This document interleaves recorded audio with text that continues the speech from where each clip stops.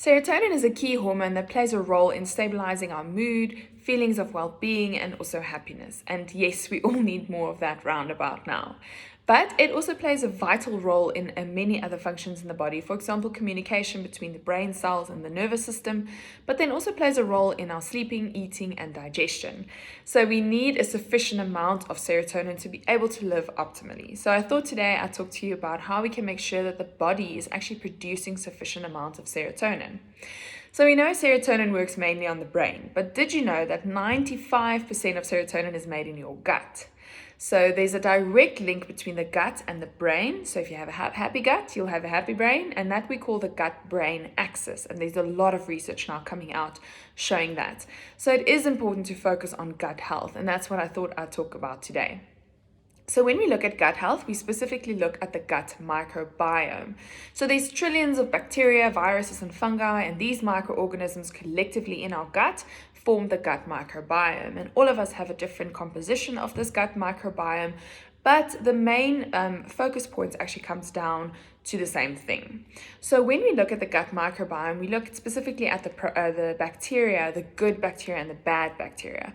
So there's a lot of research now showing that when there's gut dysbiosis, meaning that there's more bad bacteria than good bacteria in the gut, there's a lot of health implications. Like, for example, things that we are commonly familiar with, like irritable bowel syndrome, diarrhea, constipation, bloating, just feeling unhappy in the gut area. But then there's also a lot of other things, like it has an impact on immunity, allergy risks, intolerances, and then also even on your weight. There's a lot of research now coming out showing that if there's gut dysbiosis, that also might be a reason why you're struggling to lose weight. So I thought today I'd talk to you about how we can make sure that we are keeping our guts healthy and happy. So the first thing we need to look at is the bacteria or the probiotics that most of us know it by. So we need to make sure we are taking a sufficient amount of probiotics in the form of food or either in a supplement, and then also we need to make sure that we're feeding these probiotics or these bacteria and giving them an environment that is conducive to them producing more bacteria that's healthy and happy, and then also inoculating and populating the whole gut. So moving back to probiotics. So we get probiotic-rich foods, things that contain live cultures, like the most common one we all know is your yogurt, for example, but then also things like your kombucha, kefir, which can be milk-based or water-based, sauerkraut, or kimchi. These are not necessarily foods that we have commonly in general. So I'd recommend if you have them, it's good to have them. If you don't have these foods in your diet, I'd recommend taking a probiotic supplement. Now, this can be something like a rabbit hole. It just carries on and on and on. If you go to a pharmacy and you need to choose a probiotic, it can be very overwhelming. So just a few tips. If you have a probiotic at home, or you deciding maybe to go to the pharmacy to get one, the best thing I can recommend is to actually look at the label and what is actually in this probiotic. So first off, if we look at probiotics, it's measured in CFUs.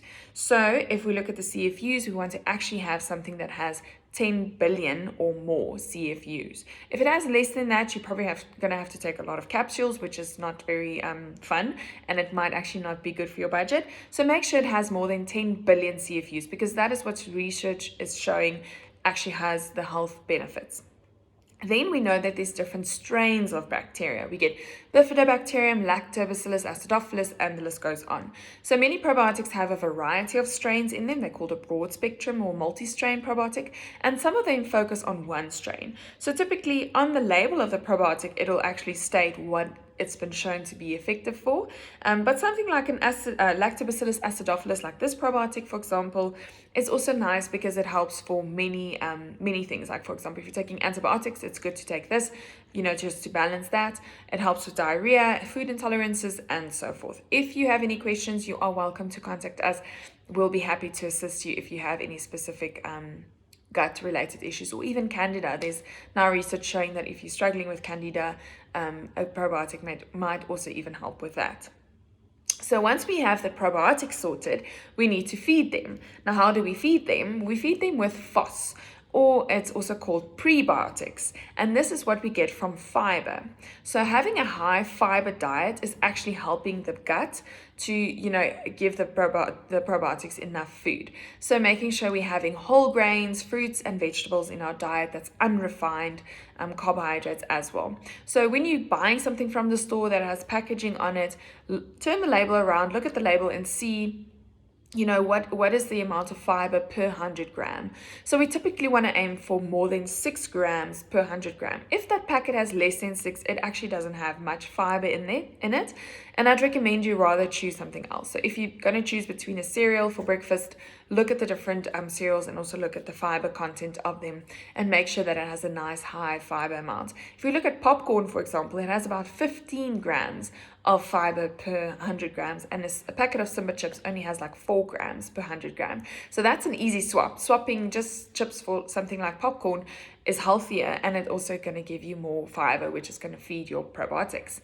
Another thing we also want to make sure is to drink enough water, and this is such a record that just has to repeat all the time. Water is so important for all the bodily function, but also specifically for gut health.